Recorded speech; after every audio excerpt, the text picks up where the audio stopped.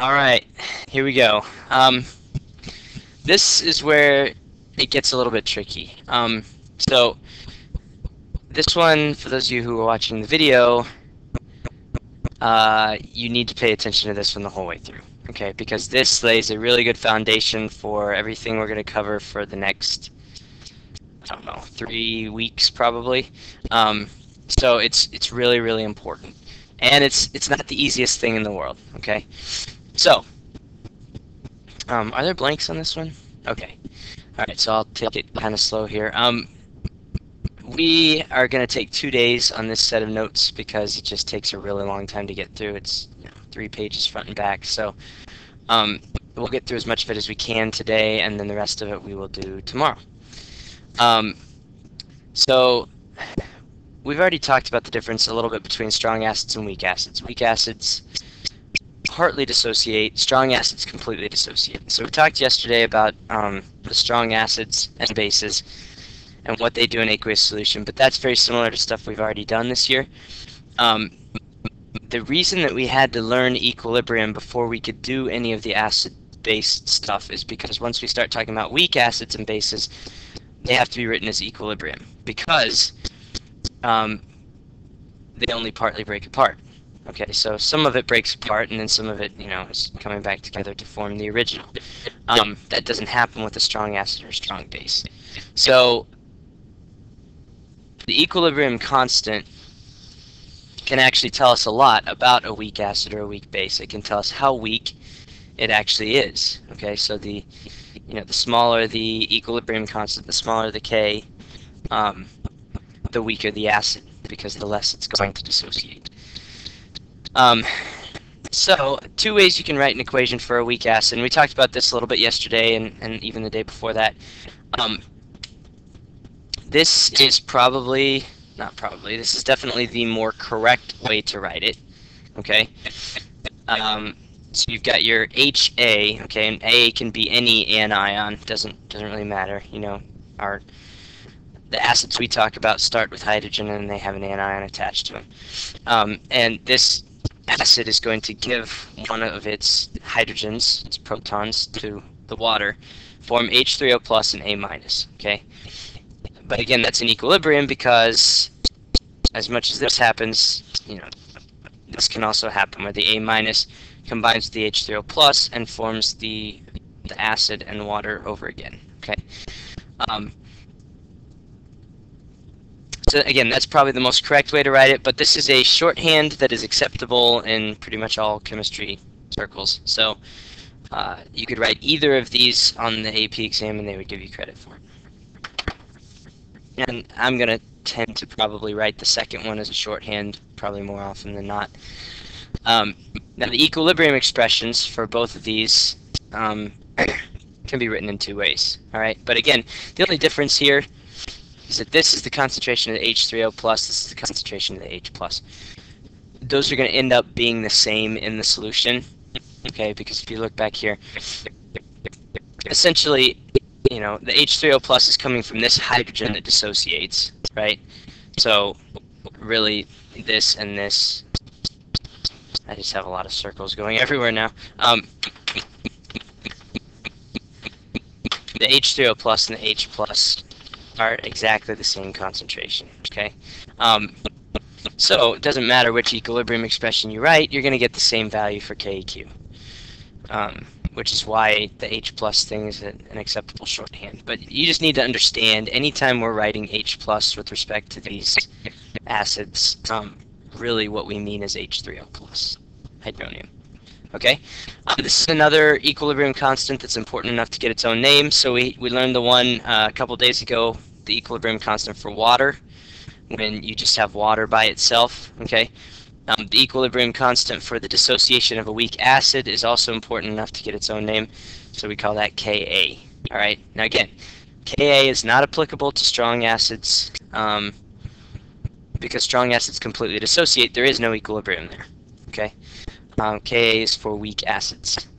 And like I said, the larger the value of the Ka, the stronger the acid. Because if you look at this, again, this should make sense if you're just looking at the equations mathematically. So If I have a large KEQ, just looking at this equation right here, that means that we have more of the reactants, okay? We have a higher concentration of the reactants.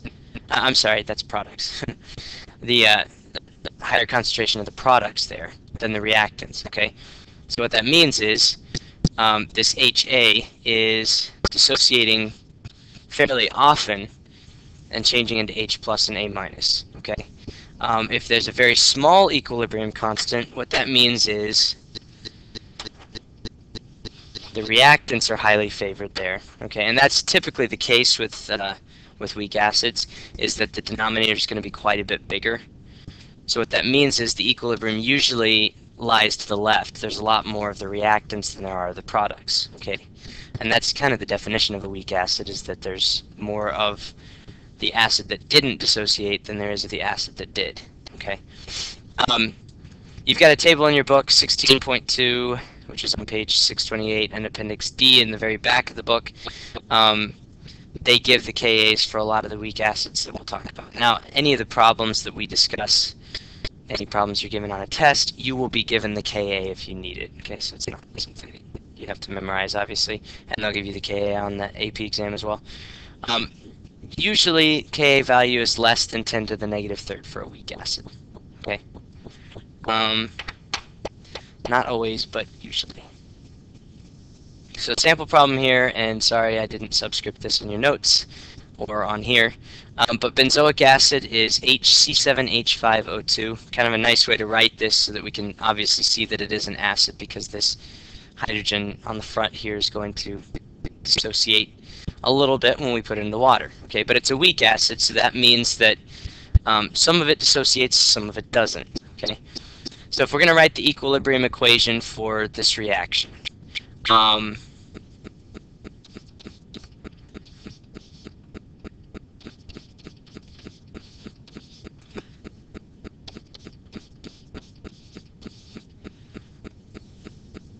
alright, so this is in water, right?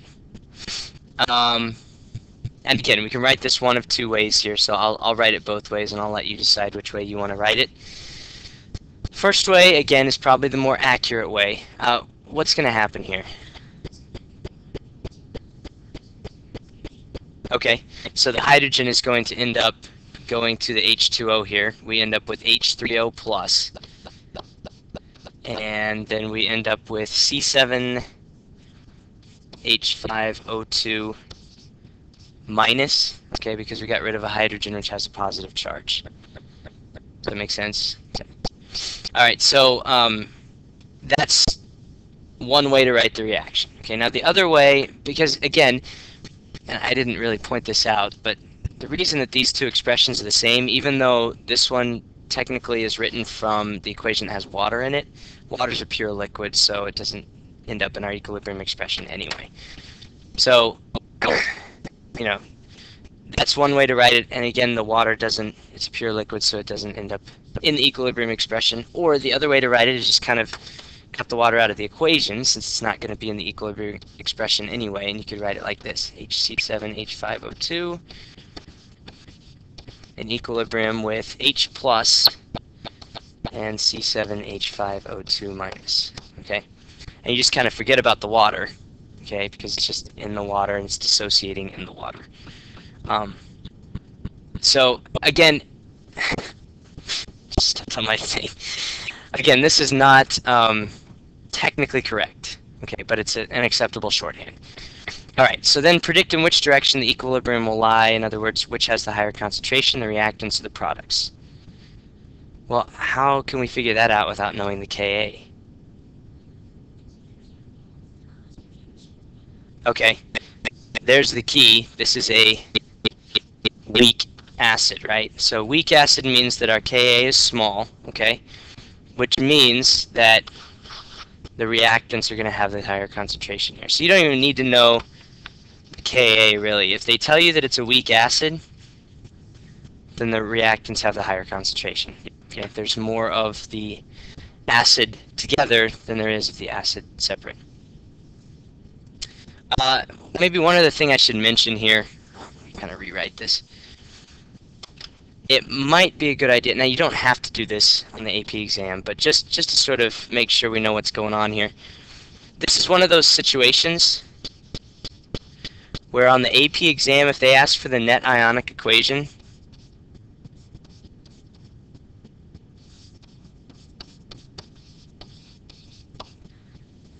that's it right there, okay? Now, in every other situation we have talked about up to this point, when something is aqueous, you split it apart, okay? But here, because this is a weak acid, right? Because the wording on the AP exam is split it apart if it excessively ionizes, okay? That doesn't apply to this because we just said that, you know, most of this actually stays together, okay? So for a weak acid or a weak base, you cannot split it apart when you write the net ionic equation. So that's a little tricky, okay? You just have to watch out for that. Otherwise, you're going to end up with the same thing on both sides of this equation, and that doesn't make a lot of sense, okay? So you got to keep that excessively ionized thing in your head. If it's an ionic compound, a strong acid, or a strong base, that's when you split it apart in your net ionic equation. If it's a weak acid or a weak base, you keep it together, okay? All right. Here's the other problem. We used simple stoichiometry yesterday to figure out concentrations. You cannot do that with weak acids because, you know, if you come back to this example we just looked at, I wasn't given a Ka here, so I don't know exactly how much of this split apart. So if I tell you that I start with a 0.30 molar concentration of this, it's not as simple as now this is going to be 0.30 molar, and this is going to be 0.30 molar. Okay, and every kind of reaction we've talked about so far that's not in equilibrium, that's okay. You just look at the equation and you use the stoichiometry there. But because this is equilibrium, again, it follows the rules of equilibrium, not the rules of normal stoichiometry. Okay, so that means we've got more ice tables in our future here. Two main types of problems that you might see related to monoprotic weak acids. Now we're going to talk about polyprotic as well. We'll probably get to that tomorrow.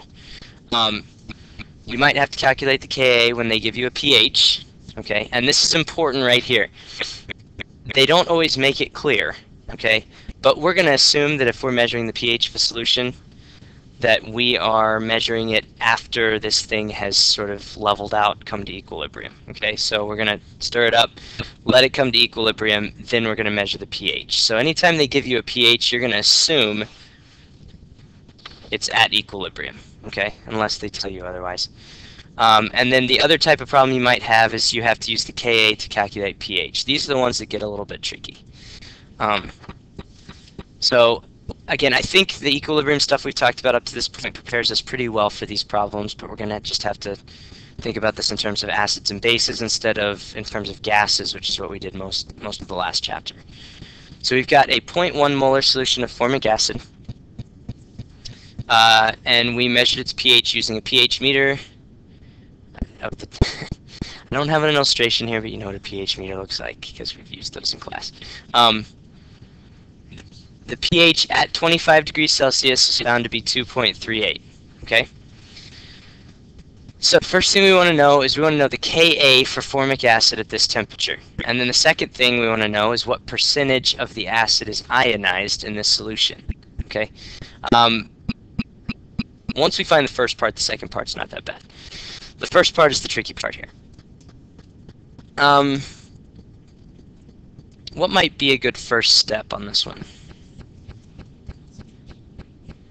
Okay, we definitely need to find, well, yeah, we need to know the concentration of the H+, right? Okay, but I'm thinking of maybe, that's maybe 2 or 3 steps down the line. What's something that we could do first?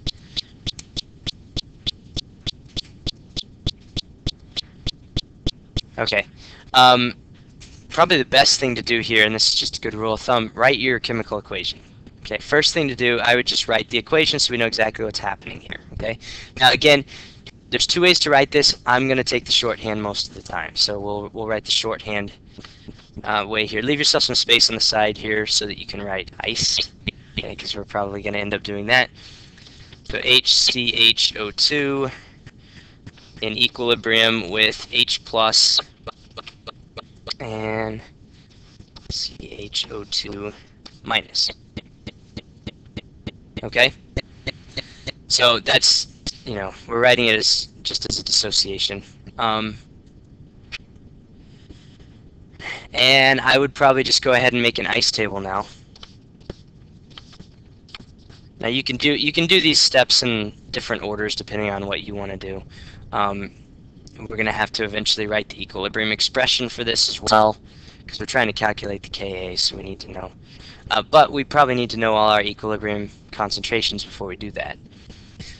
So, what do we know initially here?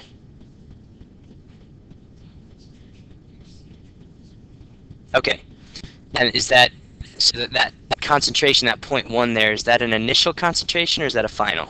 Okay, so we're putting this into water, assuming, okay, and we're going to treat this as though we have just put it in and nothing else has been able to happen yet, okay? So initially, this is a 0.10 molar concentration, okay? And again, we can assume that those concentrations are 0 at the beginning, okay? Before this thing's had a chance to dissociate or, react with any of the water. What else do we know here?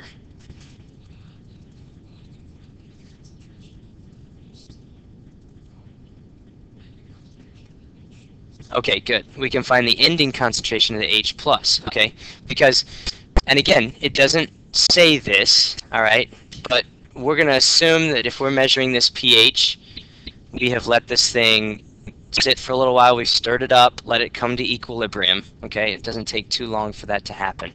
And then we're going to measure the pH of it. So this 2.38 number right here, that's the H+, that's going to help us find the H+ concentration at equilibrium, okay?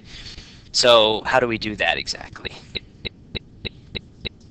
Okay, you have to 10 it, right? So the H+ concentration here is going to equal 10, and what you have to remember, it's 10 to the negative 2.38, okay?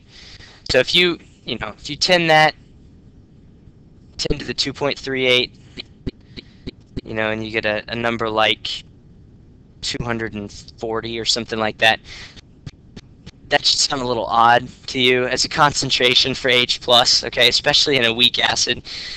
So that might be a red flag. Oh yeah, this needs to be a negative. And again, the reason for that is just pH is the, oops, I almost tried to erase that with my finger. That wouldn't work. It's the negative log of the H+ concentration, okay? So if we rearrange the equation, negative pH equals the log of H+, and then when we 10 this thing, we're actually taking 10 to the negative of the pH, okay, in order to get rid of the log there. So, just a quick reminder on that part. So, 10 to the negative 2.38 gives me 0.0042 molar is my concentration there. Okay. Now we should have enough information to fill out our ice table. Okay. So we know that this H+ goes up by 0.0042, which means the CHO2 minus is going to also go up by 0.0042. And that means that the CHO2 is going to go down by 0.0042. Now, just kind of looking at this, does that seem about right? I mean, how much of the initial concentration is actually going away? Not much. Does that seem like a reasonable thing? I mean, it's a weak acid, so it makes sense that most of this would actually stay as HCHO2. Okay. So again, you can kind of look at these numbers and just as you're going through it, decide if it does make sense or not. Okay. So then that allows us to figure out our equilibrium concentrations here.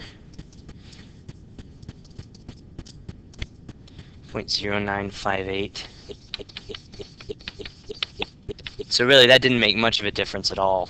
But now that we have our three equilibrium concentrations, all you have to do is plug that into your Ka expression here, and then we should be able to figure that out. Okay, so these are not too bad. This type of problem, pretty similar to a lot of the stuff that we did in the last unit. And I don't have a lot of room here, so I'm going to have to do this up at the top.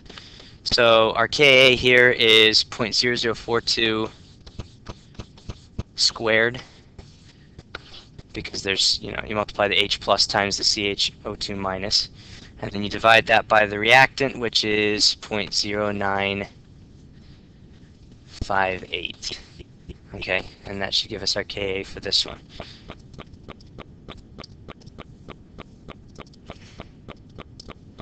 I'm getting 1.84 times 10 to the negative fourth. What's that? Okay, 1.84 times 10 to the negative fourth. And again, K is unitless. Okay, so no units on. I don't know why it's doing that. But that's going to be our Ka for that acid. Okay, which again looks like a pretty reasonable number. This is a weak acid. We would expect it to have a fairly low Ka. Now, what percentage of the acid is ionized in this solution? Any ideas how we might figure that out?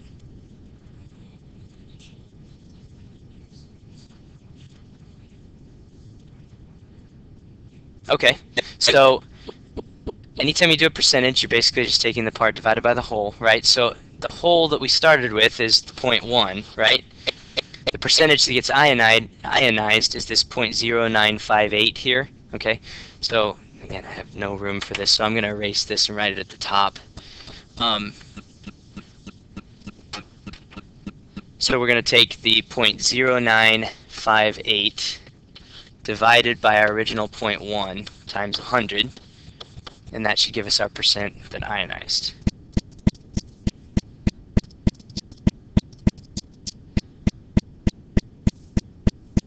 I did something wrong there.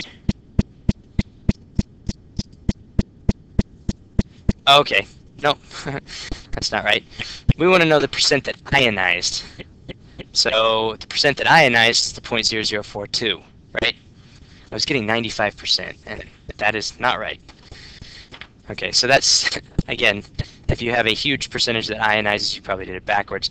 The 0.0958 is the amount we have left. That's the amount that did not ionize. Okay, so it's the 0.0042 that did. Sorry about that. So that should give us a better number here. 100, that's a 4.2%. ionization, okay? So in other words, 4.2% of this ended up splitting apart into H plus and CHO2 minus, okay? Which, I like that question because it kind of gives you an idea of, okay, I mean, a very small percentage of this actually split apart. So sometimes that that helps me see it in my mind a little bit better than the Ka does. The Ka is small, but it's hard to relate that to exactly how much of this is breaking apart. So, okay, niacin, one of the B vitamins, has the formula. Okay, so just another example here. 0.0020 molar solution of niacin has a pH of 3.26. What percentage of the acid is ionized in this solution? What is the acid dissociation constant, Ka, for niacin? Is there anything different about this one than the last one that we even need to talk about?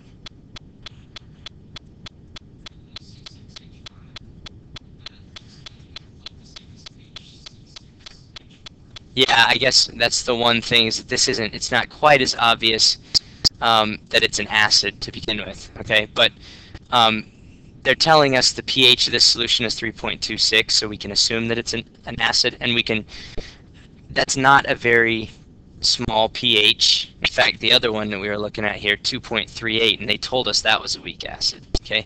So this one's even less acidic, so that's got to be a weak acid. Well, and it also says what percentage of the acid, so that's a hint, okay? So at that point, you would realize, okay, one of these hydrogens has to go away, okay? So yeah, when you write the equation for this, it's going to be C6H5NO2 in equilibrium with C6H4NO2 minus plus H plus. Okay, it doesn't matter what order you write those two on, or write them in. There's really nothing different about this one, I don't think, because it's asking about the percent that's ionized and it's asking about the Ka. So that's pretty much the exact same setup as before. I don't think we need to go over that one. If you have questions about that one, like if you have trouble with that one, those of you who are watching the video, you can come in and ask me in class. All right.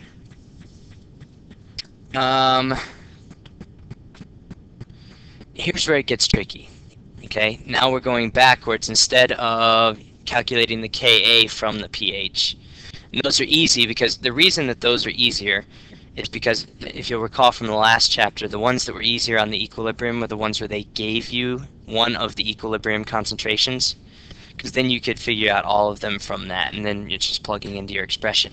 Where it gets hard is if they don't give you anything about the equilibrium concentrations, so you have to use the x's, okay? And that's what we're going to have to do here.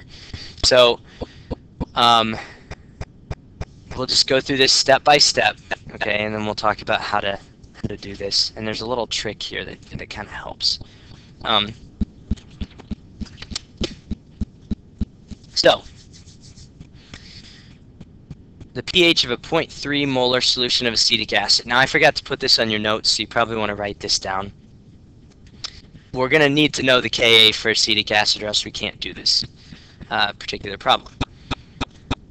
So step one here, we're going to write an equilibrium equation for acetic acid. Well, that was nice of me. I didn't give you the formula for acetic acid, so this is a good review. Do you remember what the formula is?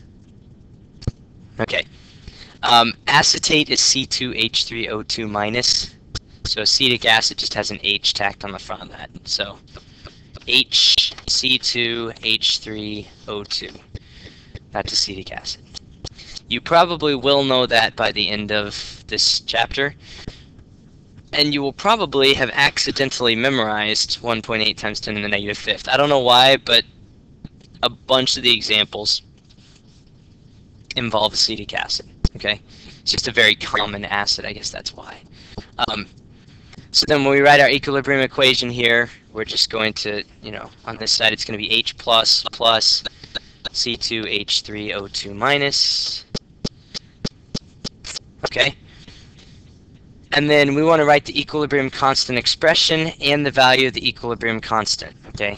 Which, again, I gave you that. So our equilibrium constant expression here would be 1.8 times 10 to the negative fifth is equal to H plus times C2H3O2 minus all over HC2H3O2. And again, I'm not labeling these things, but these are all aqueous. Alright, so basically if it's not water, it gets included in your equilibrium expression when we're talking about the acid-based stuff. The nice thing about these, I haven't mentioned this up to this point, most of these, even when we get to the polyprotic stuff, we're going to do it step by step. So most of these are just a 1-to-1-to-1 stoichiometry. So that's kind of nice. It makes it a little bit easier than some of the stuff we were doing in the last unit. Or at least you don't have to watch as closely for that. Okay, third step here, we're going to set up an ice table. There's a lot of noise out there for 7 in the morning. Okay, so we're just going to rewrite our equation here. I always like to put my reactants and products at the top of my ice table just so I can keep track of what I'm doing.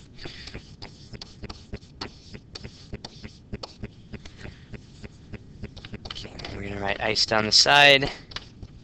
Well, what do we know here? Yeah, I mean, they're not giving us much on this one.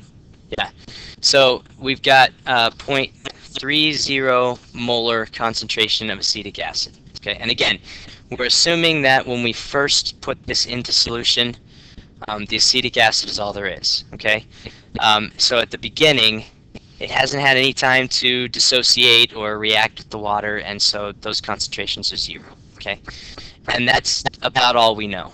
Okay, so because that's all we know, then we're going to have to do our X thing.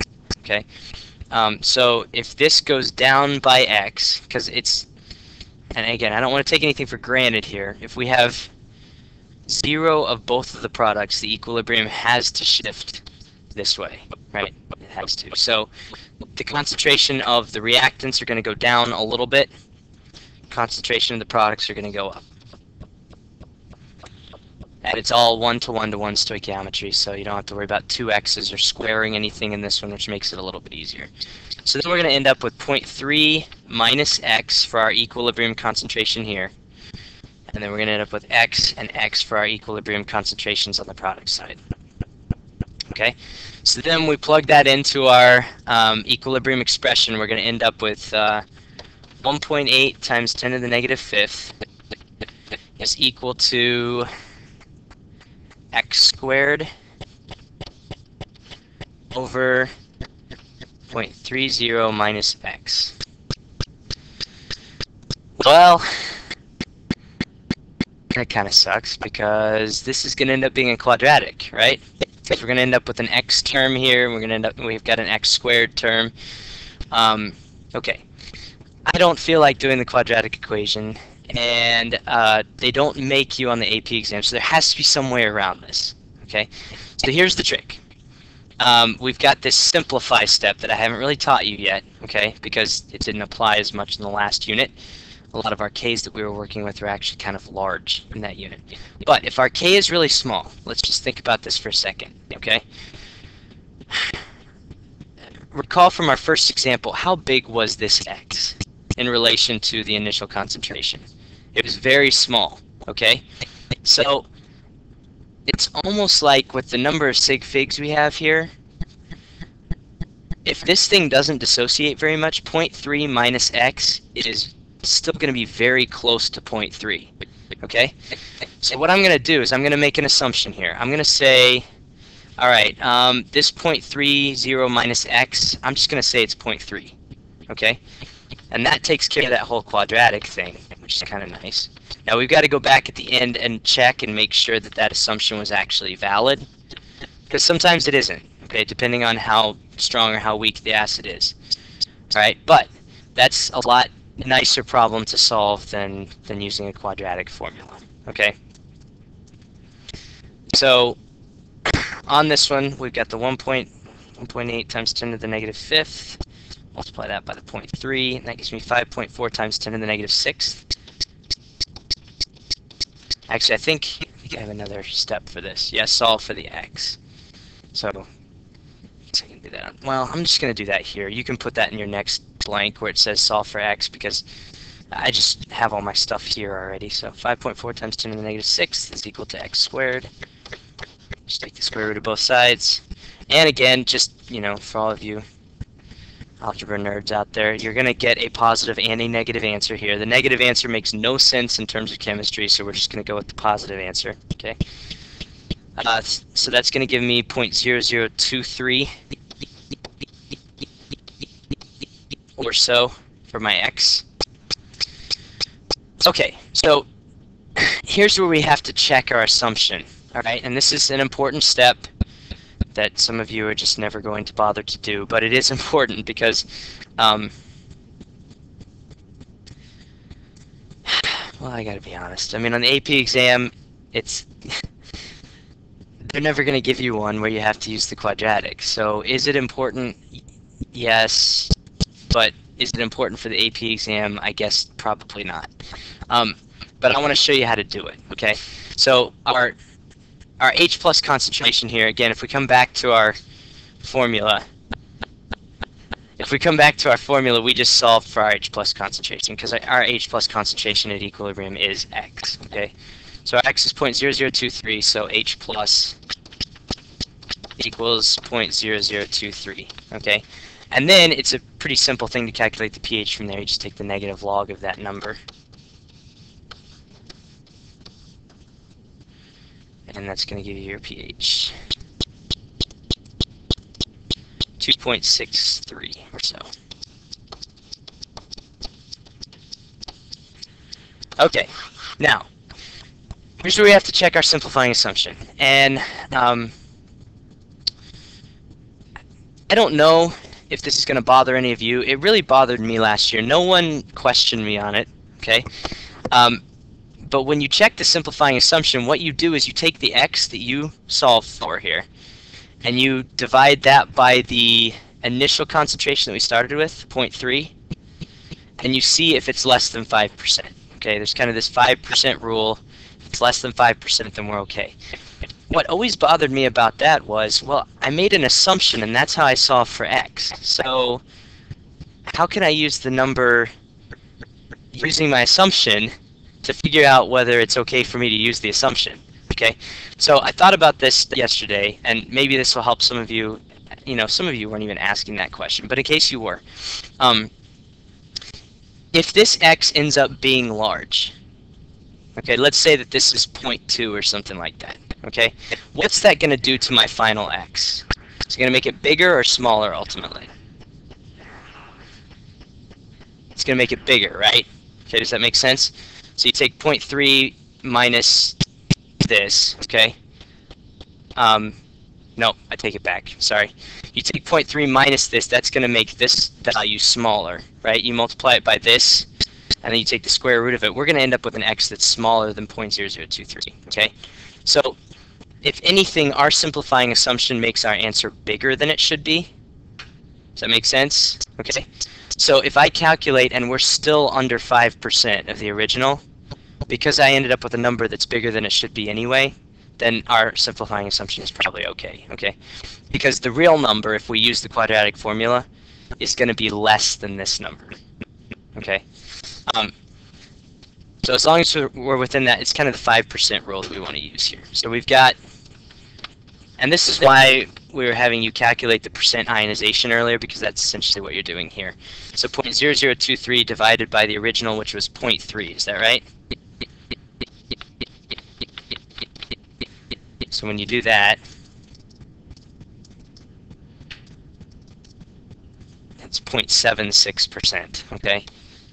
So we are well within our range here. I mean, again, if it's less than 5%, then we were perfectly fine making that assumption, okay? And so again, something good to check. Are you going to do it? Probably not, because on my tests and on the AP exam, you're not going to have to, okay? Because they're never going to make you do a quadratic equation. All right, so that's that. Can I borrow your notes for a second? I just want to see where we are in the notes and decide if this is a good stopping point. Okay, tell you what, we'll save the polyprotics for tomorrow. We'll finish this last practice problem here, just to give you one more where we're working this thing through, okay? So, oh man, I forgot to put the Ka on this one. Alright, I'm going to have to look that up quickly. The more we do today, the less we do tomorrow. So, you know, they do studies, the kids who wait to eat the candy do better in life, right, than the kids who eat the candy immediately. So, we'll just go ahead and get it over with. Alright, so first thing we're always going to do here is just write our equation for a weak acid. So HCN, once I look up the Ka for HCN, it is, what is it, 4.9 times 10 to the negative 10th. Okay, this is a really weak acid. I just forgot the number I said. 4.9 times 10 to the negative 10th. Alright, so there's our Ka. Now that we have that, we can proceed here. So then this is going to be H plus Cn minus. Okay, and we've got our ice table. And this thing is starting out with a concentration of 0.20 molar. And again, we're assuming that we have none of this to begin with. Okay, so you can just sort of envision this process happening in a lab. I'm making a solution of HCN. So I put the solid HCN into the solution, I dissolve it. Okay, at that moment when it's first in the water, we have this much of it, the 0.2 molar concentration, before any of it starts to split apart, dissociate into H plus and Cn minus. Okay. Now, you can already probably tell me based on that Ka how much of this is going to dissociate. It's going to be a very, very small amount, right? Most of it is going to stay HCN. Okay. But this is another one where we don't know anything else about this thing other than our starting concentration of the HCN. So 1-to-1-to-1 stoichiometry here. This is going to go down by x. These are both going to go up by x. 0.20 minus x.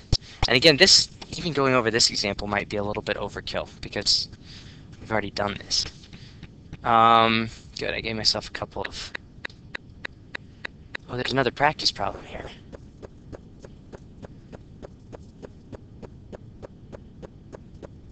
Yeah, I don't know that we need to go over that one today. Maybe we'll save that one for tomorrow. Alright, so we're going to write our equilibrium expression here. This is, I said 4.9, right? I keep forgetting the number. Times 10 to the negative 10th. Is equal to 0. No. Sorry, products are on the top. So this is x squared over 0.20 minus x.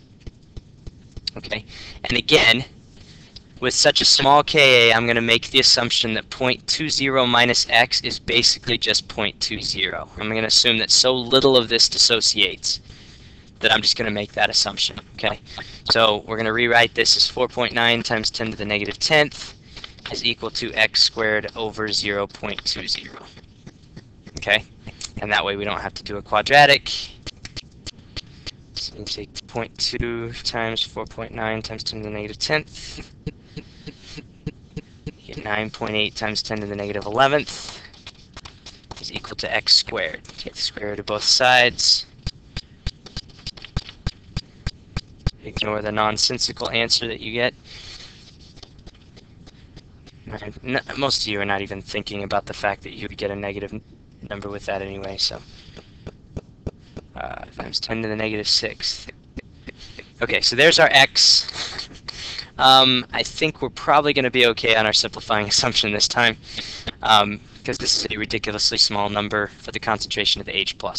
And you can probably tell about what that pH is going to be.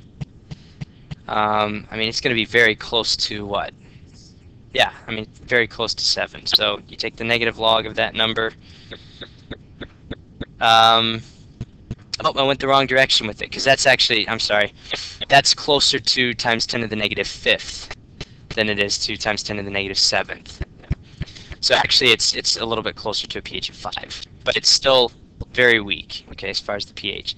So skipped a step there, but you know, you can go back and kind of look at it from the previous example. But this is our concentration of the H+, right? When you take the negative log of that concentration, your pH ends up being, oh, it's right at 5.00.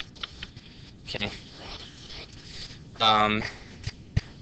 By the way, I checked on the pH thing as far as the sig figs. You do add a digit here, so basically your two numbers after the decimal, that gives you the 2 sig figs that we need from the beginning of the problem. Okay, so that's your pH, and that's all they were asking us for on that one. And again, we'd want to check our simplifying assumption, but 9.9 times 10 to the negative 6 divided by our initial 0.2, I mean, that's going to be a ridiculously low percentage, so way under 5%. So we're okay to make this assumption right here. Okay.